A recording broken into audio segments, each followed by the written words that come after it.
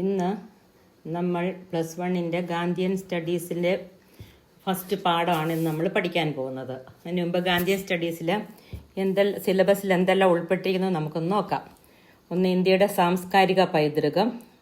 2, രൂപാന്തരം, ഗാന്ധിജിയുടെ രൂപാന്തരം. അത് 1ഉം 2ഉം പാർട്ടായിട്ടാണ് ഇവിടെ വെച്ചിരിക്കുന്നത്. പിന്നെ 3, ഇന്ത്യൻ സ്വാതന്ത്ര്യ സമരത്തിൽ മഹാത്മാഗാന്ധിയുടെ പങ്ക് എന്താണെന്നാണ് അടുത്ത 4ാമത്തെ ചാപ്റ്റർ. പിന്നെ ഗാന്ധിയുടെ തത്വചിന്തകൾ, സത്യാഗ്രഹത്തിൻ്റെ പ്രയോഗം, ഗാന്ധിയുടെ രാഷ്ട്രീയ ദർശനങ്ങൾ, ഗാന്ധിയുടെ സാമ്പത്തിക ദർശനങ്ങൾ, അതുപോലെ തന്നെ ഗാന്ധിജിയുടെ സാമൂഹിക ദർശനങ്ങൾ. ഇത്രയും ചാപ്റ്റേഴ്സാണ് നമുക്കിവിടെ പഠിക്കണം. നമുക്ക് ആദ്യത്തെ ലെസൺ ഒന്ന് നോക്കാം. ഇന്ത്യൻ സംസ്കാരം എങ്ങനെയാണ് രൂപപ്പെട്ടു വന്നിരിക്കുന്നതെന്ന് മനസ്സിലാക്കാം. അപ്പോൾ ഇന്ത്യൻ സംസ്കാരത്തെ സംസ്കൃതി എന്ന പേരിലാണ് ഇന്ത്യൻ സംസ്കാരം അറിയപ്പെടുന്നത്. സംസ്കൃതി. അപ്പോൾ സംസ്കാരം എന്ന് പറഞ്ഞാൽ സംസ്കൃതി എന്ന വാക്കിൻ്റെ അർത്ഥം ശുദ്ധീകരണ, പരിവർത്തനം എന്നിങ്ങനെയൊക്കെ അർത്ഥമുണ്ട് സംസ്കൃതി എന്ന വാക്കിന്. സംസ്കാരം എന്ന് പറഞ്ഞാൽ ഒരു ജനസമൂഹത്തിൻ്റെ, ഒരു സ്ഥലത്ത് താമസിക്കുന്ന സമൂഹത്തിൻ്റെ ആചാരങ്ങൾ, മൂല്യങ്ങൾ, വേഷം, ഭാഷ, ഇതെല്ലാം സംസ്കാരത്തിൽ ഉൾപ്പെടുന്നതാണ്. അവരുടെ വിശ്വാസം, അനുഷ്ഠാനം, ഇതെല്ലാം. അപ്പം ഒരു രാജ്യത്ത് തന്നെ പല സ്ഥലങ്ങളിൽ പല രീതിയിലുള്ള സംസ്കാരമായിരിക്കും നിലനിൽക്കുന്നത്. അപ്പം ഇന്ത്യൻ സംസ്കാരം ലോകത്തിലെ ഏറ്റവും പഴക്കം ചെന്ന സംസ്കാരമാണെന്നും പറയും. ആർഷഭാരത സംസ്കാരം എന്നാണ് ഇന്ത്യൻ സംസ്കാരത്തെ അറിയപ്പെടുന്നത്.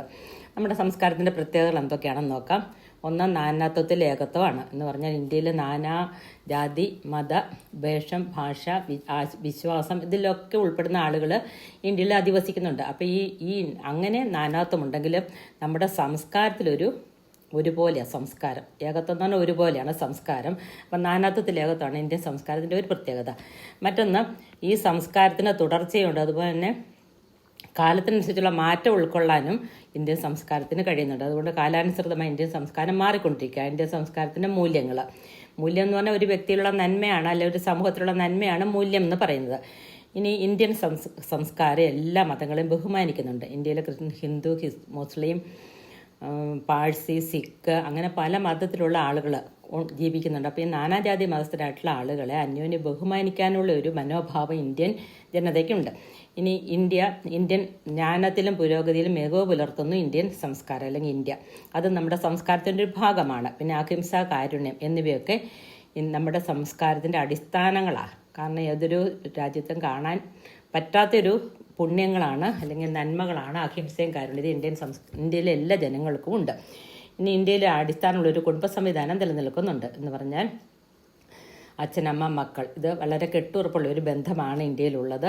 മക്കളെ വളർത്തി അവരെ ജീവിക്കാൻ ഉതകുന്ന ഒരു രീതിയിലേക്കാക്കി വിടാനുള്ള ഉത്തരവാദിത്വം കുടുംബാംഗങ്ങൾക്ക് എല്ലാവർക്കും ഉണ്ട്. അപ്പോൾ ഇതെല്ലാം കേട്ട് വീണ്ടും പഠിക്കുക. അപ്പോൾ നിങ്ങളൊരു നോട്ട്ബുക്ക് എടുത്തിട്ട് ആ നോട്ടിലേക്ക് ഈ പ്രധാനപ്പെട്ട പോയിന്റ്സ് എഴുതിയെടുത്ത് പഠിക്കണം. ഇനി നമുക്ക് ഇന്ത്യൻ സംസ്കാരത്തിൻ്റെ ഏതൊക്കെ ഘട്ടങ്ങളിലൂടെയാണ് ഇന്ത്യൻ സംസ്കാരം കടന്നു വന്നതെന്ന് നോക്കാം. ഇന്ത്യൻ സംസ്കാരത്തിൻ്റെ വിവിധ ഘട്ടങ്ങൾ 3 ഘട്ടങ്ങളാണ്. പുരാതന ഘട്ടം, അതുപോലെ തന്നെ മധ്യകാലഘട്ടം, അതുപോലെ തന്നെ ആധുനിക ഘട്ടം. ഇങ്ങനെ 3 ഘട്ടങ്ങളായിട്ട് ഇന്ത്യൻ സംസ്കാരത്തെ വിഭജിച്ചിട്ടുണ്ട്, ഇന്ത്യൻ സംസ്കാരത്തെ മാറ്റിയിട്ടുണ്ട്. അപ്പോൾ പുരാതന ഘട്ടം എന്ന് പറഞ്ഞാൽ ഏറ്റവും പുരാതനമായിട്ട് മനുഷ്യൻ കൂടുതൽ ആധുനികതയിലേക്ക് വരാതിരുന്നൊരു കാലഘട്ടം. അത് 4 തലങ്ങളിലാണ്. സിന്ധു നദീതട സംസ്കാരം. അത് നദീതടത്തിലെ ആളുകൾ കൃഷിയൊക്കെ ചെയ്തിരുന്നു ജീവിച്ചിരുന്ന ഒരു കാലഘട്ടമാണ്. ആ കാലഘട്ടത്തിൽ നഗരങ്ങൾ നിലനിന്നിരുന്നു, കരകൗശല വസ്തുക്കൾ ആളുകൾ നിർമ്മിച്ചിരുന്നു. ഇതൊക്കെ നമ്മൾ അന്നത്തെ കാലുകളിൽ മൺമറഞ്ഞു പോയ ആളുകളുടെ അവശിഷ്ടങ്ങളിൽ നിന്നാണ് നമ്മൾ ഇതൊക്കെ മനസ്സിലാക്കുന്നത്. ഫോസിലുകളിൽ നിന്നൊക്കെ നമുക്കിത് മനസ്സിലാക്കാൻ പറ്റും സിന്ധു നദീതട സംസ്കാരം നിലനിന്നിരുന്നു എന്ന്.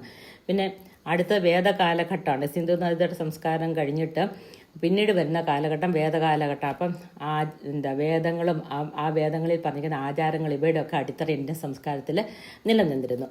ഉപനിഷത്തുകൾ, ഇതിഹാസവും, ഭഗവത്ഗീത, രാമായണം, മഹാഭാരതം എന്നിങ്ങനെയുള്ള പുണ്യ ഗ്രന്ഥങ്ങളുടെ ഒരു സ്വാധീനം ഇന്ത്യൻ സംസ്കാരം വേരുപിടിക്കാൻ കാരണമായിട്ടുണ്ട്. മറ്റു ഇന്ത്യയിൽ നിലനിന്നിരുന്ന മതങ്ങളാണ് ജൈനമതവും ബുദ്ധമതവും. ഹിന്ദുമതം കൂടാതെ പിന്നീട് ആവിർഭവിച്ചതാണ്. ഇതിനെക്കുറിച്ച് നമുക്ക് വിശദമായിട്ട് അടുത്ത ക്ലാസ്സിൽ പഠിക്കാം. ബുദ്ധമതം എന്താണ്, ജൈനമതം എന്താണ്, ആദ്യം സ്ഥാപിച്ച് നമുക്ക് അടുത്ത ക്ലാസ്സിൽ പഠിക്കാം. അപ്പം ജൈനമതത്തിൻ്റെയും ബുദ്ധമതത്തിൻ്റെ അടിസ്ഥാനം തത്വങ്ങൾ അഹിംസ, ധാർമ്മികത, സത്യം ഇവയൊക്കെയാണ്. അപ്പോൾ ഇവയ്ക്കൊക്കെ ഇന്ത്യൻ സംസ്കാരം പ്രാധാന്യം നൽകുന്നുണ്ട്. ഇനി മറ്റൊന്ന് മധ്യകാലഘട്ടമാണ്. ഈ മധ്യകാലഘട്ടത്തിൽ ഹിന്ദു മുസ്ലിം ഐക്യം നിലനിന്നിരുന്ന ഒരു കാലഘട്ടമാണ്. ഇന്ത്യയിൽ ഹിന്ദുക്കൾ, മുസ്ലിങ്ങൾ, ക്രിസ്ത്യാനി, പാഴ്സി ഇങ്ങനെ വിവിധ മതങ്ങളിലുള്ള ആളുകൾ നിലനിന്ന്. അപ്പം അന്യോന്യം ശത്രുത കൂടാതെ ഹിന്ദു മുസ്ലിം ഐക്യം, അതുപോലെ ആത്മാവിൻ്റെ ഭക്തി, ഇതൊക്കെ നിലനിന്നിരുന്ന ഒരു കാലഘട്ടമാണ് സ്വഭക്തി പ്രസ്ഥാനം. ഭക്തി പ്രസ്ഥാനം കൊണ്ടുവരാൻ ചില സന്യാസിമാരാണ് മുൻകൈ എടുത്തിട്ടുള്ളത്. ഇനി അടുത്തത്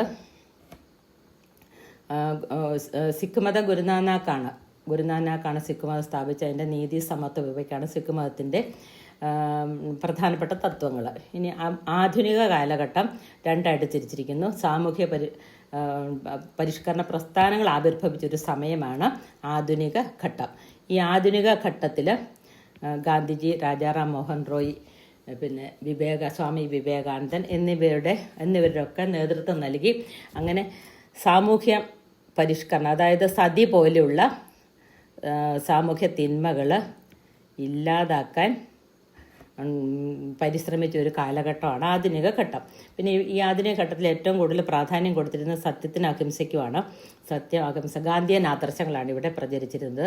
ഇങ്ങനെ 3 ഘട്ടങ്ങളായിട്ട് ഇന്ത്യൻ സംസ്കാരത്തെ വിഭജിച്ചിട്ടുണ്ട്. ഇത്രയും കൊണ്ട് ഇന്നത്തെ ക്ലാസ് നമുക്ക് നിർത്താം. ഇത് നിങ്ങൾ കേട്ട് വീണ്ടും പഠിക്കുക.